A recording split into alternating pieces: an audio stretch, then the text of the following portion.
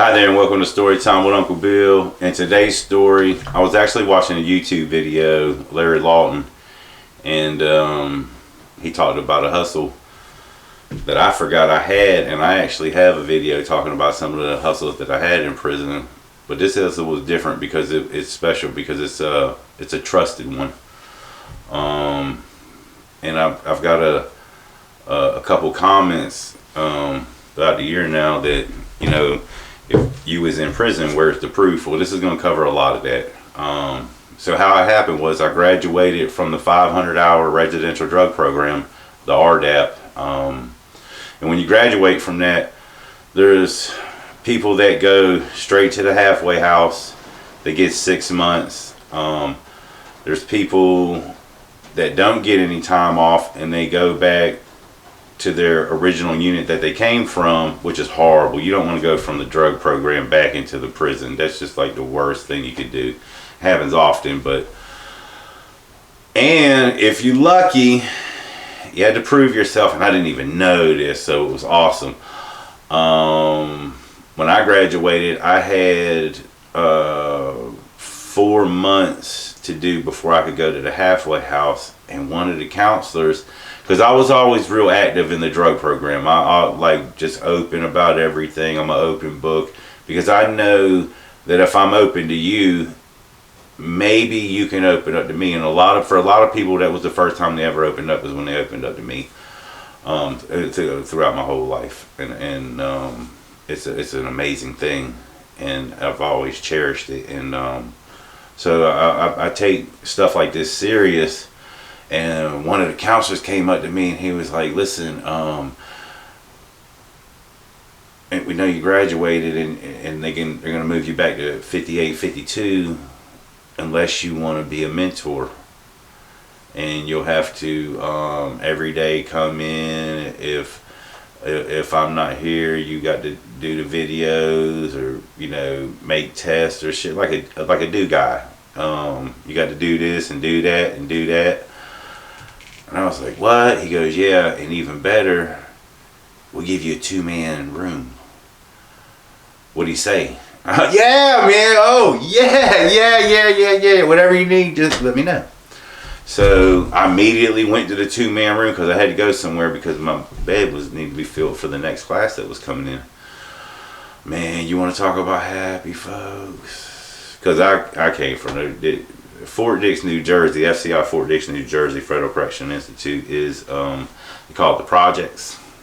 It literally is a military barracks, though. They just put concertina wire. That's what it is. But it's remember, prison's about the people, not about the structure.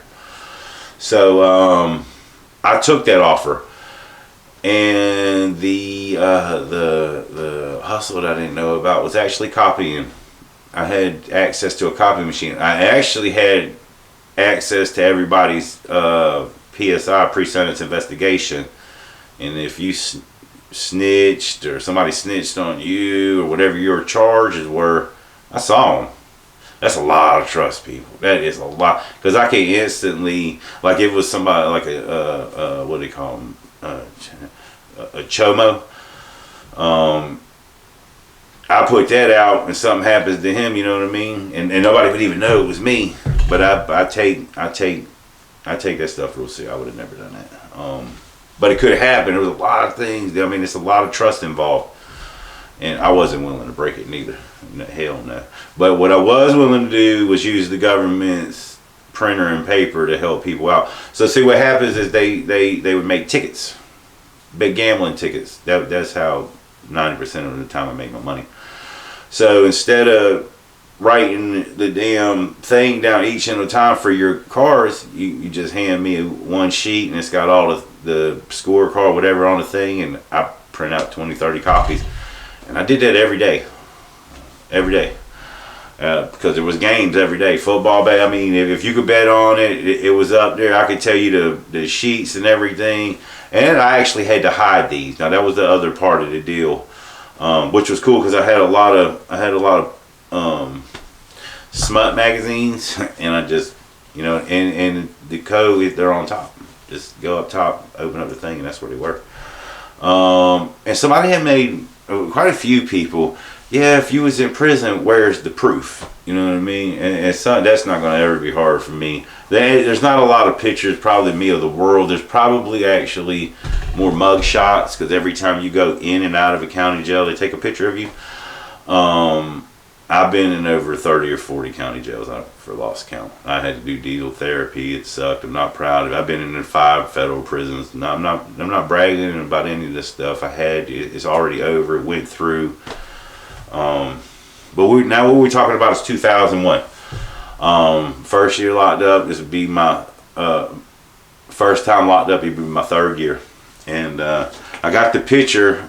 I actually made it to the other graduating class, and this right here is Mr. Mullins. That's what I look like. If anybody's ever been in the federal system, you know that those khakis right there indicate that you're at a low, at a FCI. When I was at the prison camp, they were green. And here's the certificate. If you look, I was getting a certificate. Here's that certificate, folks. I can't really see it good. Let's see here. And that's me, William Jakowski. Uncle Bill's William. Here's Mr. Mullins' name. All those people can be looked up. I actually had a friend of mine. I got 83 certificates in 56 months. I worked hard for those people. It's not a sheet of paper to me. It meant something. It wasn't even easy to get.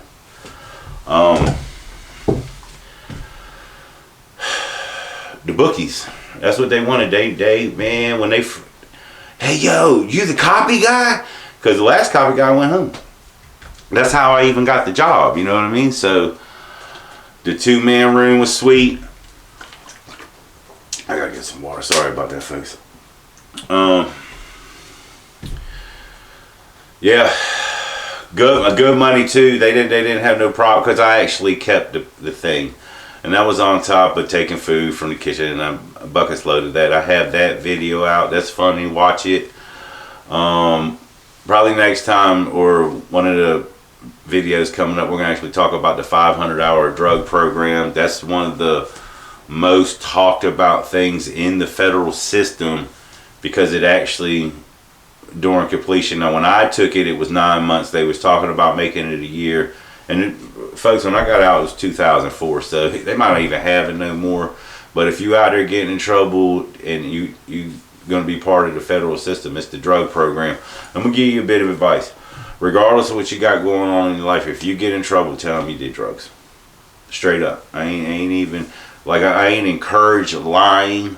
But if you're going to get in trouble, like even if you bank rob and you don't do shit, tell them that you smoke weed and you get drunk. Because there's ways that they can help you, and may even get some time off, where if you don't, you won't get nothing. You will not get anything. And listen, if you out there doing bad, try not to use a gun. It's way worse, people. It's way worse. It might not, you might not think it, or you're using it for protection and shit. It's way worse. Hammer time. You do not want that a gun charge on top of anything, because it enhances. Best thing to do is just stay out of trouble. No matter how much money you think you're going to make, it's not going to be worth it. You're going to spend it all on a lawyer. It's going to run out, and you're going to be in prison. It's not going to be worth it. You're going to be, and if that's the story for today. And if you like it, man, hit that like button. Subscribe if you haven't. Share it if you can. Until then, y'all have a good day. Stay safe.